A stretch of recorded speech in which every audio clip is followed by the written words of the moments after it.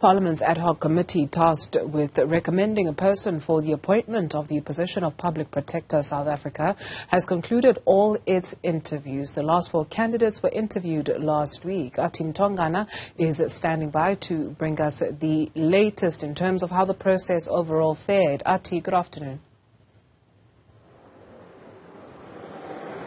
A very good afternoon to you, Dudu. You will recall that the last 4 candidates that were interviewed last week included the acting public protector, advocate Kollega Gcaleka. But before I go into the type of questions that she faced, I want to remind you that the first 4 that were interviewed includes the former human rights CEO, and that being advocate Tibanyane. He was questioned about some of the reports that have been compiled by the Human Rights Commission and the work that he has done there. And he was very confident, very energetic, saying that his track record and his experience in the legal fraternity and in the research side of things, as well as academia, all of that speaks to why he feels that he should be the next public protector of South Africa. The second candidate that was interviewed is also someone that has a wealth of experience in the legal fraternity, and that being Mr. Ntewa. He was questioned about his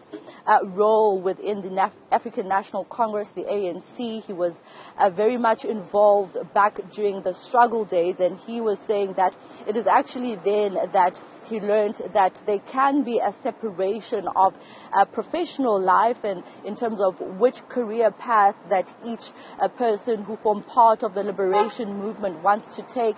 He says he learned from the early stages of the liberation movement that there might be people that will be needed to not necessarily affiliate themselves with the party and not become politicians, especially those who want to practice in different professions like law.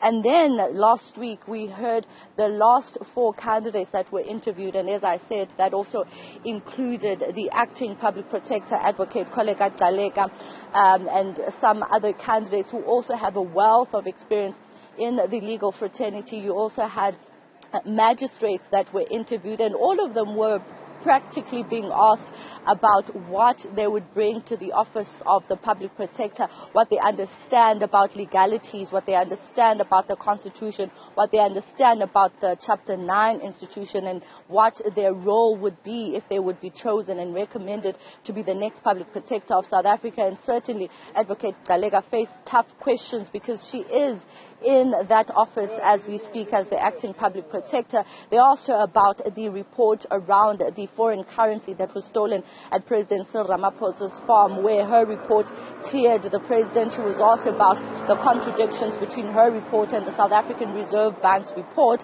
and she defended the report that was compiled by PPSA and the time that it took to actually compile that report. Part of her defense to the length that it took to get to the final report was the resources element at the Office of the Public Protector, which we know that has been an issue for quite some time, and the funding thereof. And interestingly, around funding, she was also asked about why the Office of the Public Protector cut off some of the funding that was due to be given to the suspended Public Protector, that being Advocate Busisiwe Mkhwebane. And she defended that by saying that she was trying to protect the resources, the limited resources that are available in the Office of the Public Protector. She was also asked about her link to the African National Congress, and she says that she's not a member of any political party for over a decade now, because she has been linked to the ANC, the Youth League in particular, and we know that she was also a legal advisor to the then Minister of Home Affairs, Malusi Gigaba. The DA even went as further as to question her as to why she affiliated herself with someone that was implicated in the Zondo Commission by bringing in the Gupta family and the influence that they had on the state and the corruption that unfolded thereof. And she was saying that her role was not to actually advise the then Minister of Home Affairs about who to engage with, but hers was to be the legal advisor. But all of that came, of course, as a result of MPs in the EFF and the DA, like I said, questioning her affiliation to the African National Congress. So the next step now is for the ad hoc committee to meet tomorrow from 11, where they will discuss the interviews, and each MP, of course, will then be able to put forward which of the candidates that they prefer to be nominated. Ultimately, the majority will then decide, and that name out of the majority will be taken to the National Assembly. Their deadline is the 31st of August, where the report has to be tabled and a recommendation of who needs to take over after Advocate Busisiwe Mkhwebane. Athi Mtongana, thank you very much for that comprehensive report.